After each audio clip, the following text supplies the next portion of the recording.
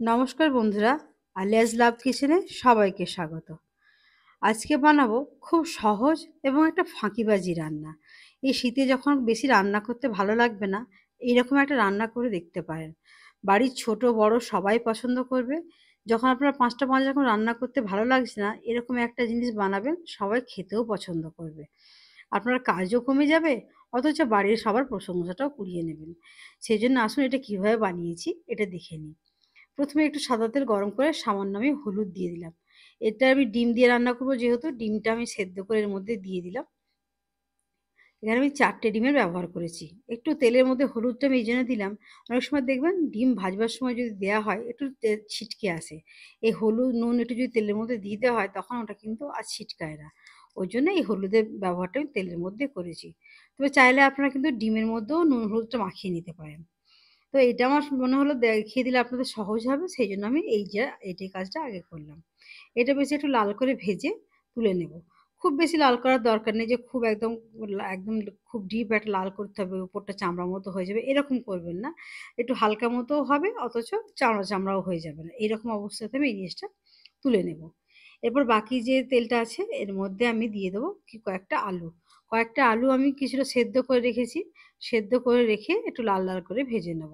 একটু কাজটা সহজ করার জন্য আমি আলু-টালুগুলো একটু সেদ্ধ করে নিয়েছি। কেউ চাইলে কাঁচাও দিতে পারেন, কোনো অসুবিধা নেই। এখানে আমি ছোট সাইজের আলু ব্যবহার করেছি। তবে যে যেরকম আলু পছন্দ করবেন সেরকম দিতে পারেন। আমার কাছে ছোট আলু ছিল বলে ছোট আলুর ব্যবহারটাই করেছি। দেখতেও বেশ সুন্দর লাগে, ধরুন ছোট আলুটা বেশ ডিম দিয়েছি। ডিমের মতো বেশ আলুগুলো দেখতে লাগছে, বেশ দেখতে সুন্দর লাগবে। ওইজন্য আমি এখানে ছোট আলুর ব্যবহারটাই করলাম। আলু এরকম লাল করে ভেজে আমি উঠিয়ে নিলাম। এরপর বাকি যে তেলটা পড়ে থাকবে এখানে আমি একটা যেহেতু ফুলকপি দেবো, সেই ফুলকপির ব্যবহার টা বাকিগুলো আমি এই তেলের মধ্যে ভেজে নেব। ফুলকপিটা সামান্য নুন হলুদ মাখিয়ে আমি এখানে ভেজে রেখে দেবো। বাকি তেলের মধ্যেই ফুলকপিটা আস্তে, আস্তে দিয়ে দিচ্ছি। আমি এটা বানাচ্ছি দুজনের মতো। আপনার যেরকম আপনার প্রয়োজন সব জিনিসগুলো একটু কমিয়ে বাড়িয়ে নেবেন। ওই যে ১ম এই বলেছিলাম যে ফুলকপিটা নুন হলুদ দিয়ে ভাজবো, এজন্য সামান্য নুন আর হলুদ দিয়ে দিলাম। দিয়ে একটু ফুলকপিটা লাল, লাল করে ভেজে নেব। আমি আমার প্রয়োজন মতো দুজনের মতো বানিয়ে নিলাম। আপনারা যেরকম বানাবেন ধরুন কম বেশি সেরকম করে নেবেন একটু।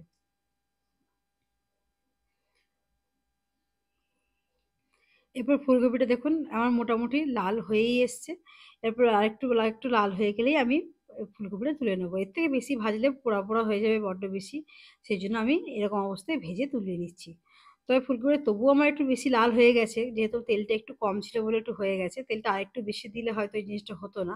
তবে ওইজন্য দেখুন ভাজার সময় তেলটা পুড়ে যাচ্ছিল তো ওইজন্য বেশি তেলে আমি ভাজলাম না। ওইজন্য এরপর এই মশলা অবস্থায় তুলে নিলাম। এরপর অন্য আরেকটা পাত্র আমি গরম করতে দিয়ে দিলাম।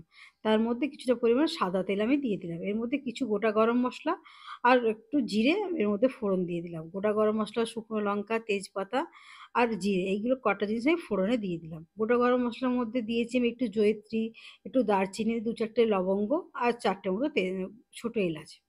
এগুলো একটু হয়ে যাওয়ার পর আমি এখানে দিয়ে দিলাম একটা বড় মাপের পেঁয়াজ। খুব বেশি পেঁয়াজটা দেবার দরকার নেই। এরপর এই রান্নাটা কিন্তু রেগুলার আমরা যেসব মসলা দিই সেই মসলা দিয়েই এটা হয়ে যাবে। যেহেতু এটা সহজ রান্না যে কেউ যাতে করতে পারে সেইজন্যই কিন্তু এটা আমি খুব সাধারণ, সাধারণ মসলা ব্যবহার করেই রান্নাটা করব। যাতে অনেক সময় দেখবেন আমাদের ছেলেমেয়েরা বাড়ির বাইরে থাকে, তারাও অনেক সময় চায় যে চট করে একটা কিছু রান্না করে খেয়ে নিই, যেটা বাড়ির মতো হবে। সেইজন্য এই ধরনের রান্নাগুলো তারা যদি ফলো করে তাদের কিন্তু কাজগুলো খুব সহজ হয়ে যায়। এই পেঁয়াজটা আমি মোটামুটি একটু আধ ভাজা মতো করে নেব। দিয়ে এরপর বাকি মসলাগুলো দেব। এটা যখন আমার পেঁয়াজটা আধ ভাজা মতো হয়ে আসবে এর মধ্যে আমি দিয়ে দেব একটা টমেটো। এখানে কেউ চাইলে ২ টো টমেটোও দিতে পারেন। তবে আমার যতটা পরিমাণ আমার মনে হলো একটা টমেটো দিলে ঠিক হবে। আমি একটা বড় মাপের টমেটো এর মধ্যে কেটে দিয়ে দিলাম। টমেটোটাও বেশ ১-২ মিনিট মতো নেড়ে নেব। নেড়ে নেবার পর এর মধ্যে আমি দিয়ে দেব নুন। আমি এখানে একেবারে স্বাদ মতো নুন যতটা আমার লাগবে সেরকম আন্দাজ করে আমি এখানে নুনটা দিয়ে দিলাম। পুরো নুনটা আমি এখানে দিয়ে দিলাম যতটা আমার লাগবে। কারণ নুনটা ধরুন দিয়ে দিলে টমেটোটা একটু তাড়াতাড়ি নরম হয়ে যাবে। তবে কেউ যদি টমেটোটা চান এই মসলার সঙ্গে একটু নরম করে গলিয়ে নিতেও পারেন। আবার কেউ যদি পছন্দ করেন যে টমেটোটা একটু গোটা, গোটা রাখবেন সেটাও আপনারা রাখতে পারেন। সেটা আপনাদের পছন্দ। এখানে আমি দিয়ে দিলাম আদা রসুনের বাটা। আদা রসুনটা আমি ১ চামচ মতো বাটা দিয়েছি। বেশ একটা চায়ের চামচে ১ চামচ ভর্তি করে দিয়েছি। এই আদা রসুনের বাটাটা আপনারা বেশ ২-৩ মিনিট মতো একটু ভেজে নেবেন। একটু ভাজা, ভাজা করে নিলে কাঁচা গন্ধটা চলে যাবে।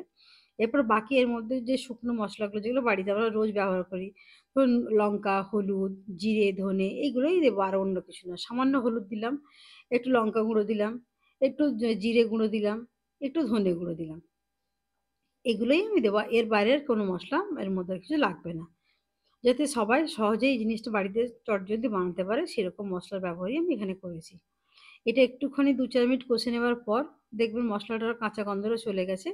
এরপর আমি এর মধ্যে দিয়ে দেবো বাকি চালটা। চালটা আমি ধরুন চালটা আমি এখানে বাড়িতে রেগুলার যে চাল ব্যবহার করা হয় সে চালেরও করতে পারেন, বা কেউ চাইলে বাসমতি চালেরও করতে পারেন। তবে মনে রাখবেন চালটা কিন্তু একটু ভিজিয়ে রাখবেন।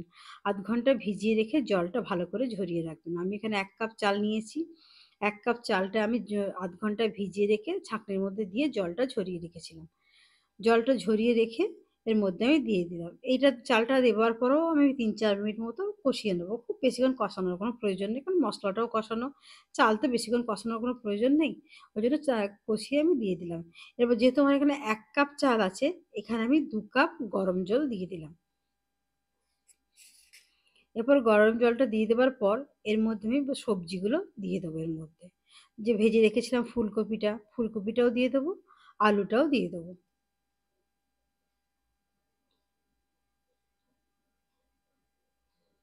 ফুলকপিটা দিয়ে দিলাম।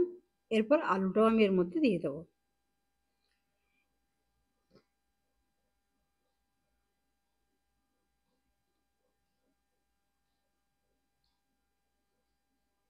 এবার একটু ভালো করে এটা ভালো করে মিক্স করে নিলাম। দেখুন এটা ভালো করে ফুটে উঠেছে। এর মধ্যে সামান্য বিরিয়ানি মসলা দিয়ে দিলাম।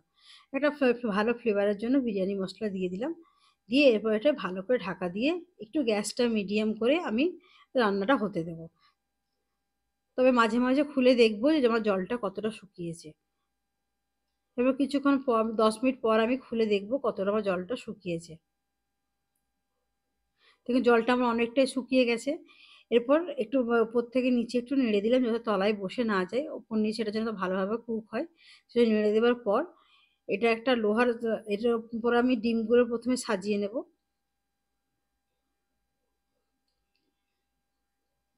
ডিমগুলো সাজিয়ে নেওয়ার পর কটা কাঁচা লঙ্কা আমি এর মধ্যে দিয়ে দেবো। কাঁচা লঙ্কাটা আমি কেটে দেবো না। যদি কেউ পছন্দ করেন ঝালটা সে তার মতো নিজের মতো করে খেয়ে নেবেন। কেটে দিলে ঝালটা হয়তো বেরিয়ে যাবে। সেজন্য আমি গোটা, গোটাই দিয়ে দিলাম। দিয়ে এরপর এখানে একটা লোহার তাওয়া গরম করতে দিয়ে তার উপরে আমি এটা বসিয়ে দিলাম। বসিয়ে গ্যাসটার ফ্লেমটা কম করে দেবো। ১০ মিনিটের জন্য এখানে আমি দম দিয়ে রাখবো। কম আঁচে দিয়ে রাখলে কী হবে এটা আপনার ভালো সুসেদ্ধ হয়ে যাবে। দেখুন ১০ মিনিট পর যখন ঢাকনাটা খুলবো তখন জিনিসটা কিন্তু খুব সুন্দর আমার হয়ে যাবে। দেখুন ভাতটা আমার খুব সুন্দর ঝরঝরে হয়েছে, দেখতেও খুব সুন্দর হয়েছে, খেতেও কিন্তু খুব অসাধারণ হয়। বন্ধুরা যদি আমার রান্নাগুলো আপনাদের ভালো লেগে থাকে তাহলে অবশ্যই আমার চ্যানেলটা সাবস্ক্রাইব করে আমার চ্যানেলের পাশে থাকার অনুরোধ রইলো। পাশে থাকা বেল নোটিফিকেশনটা অবশ্যই অন করে দেবেন। আমার ভিডিওগুলো লাইক, শেয়ার করবেন। ভালো থাকবেন, সুস্থ থাকবেন। আবার ফিরে আসবো কোনোদিন অন্য একটা কোনো ভিডিও নিয়ে। ততদিন আর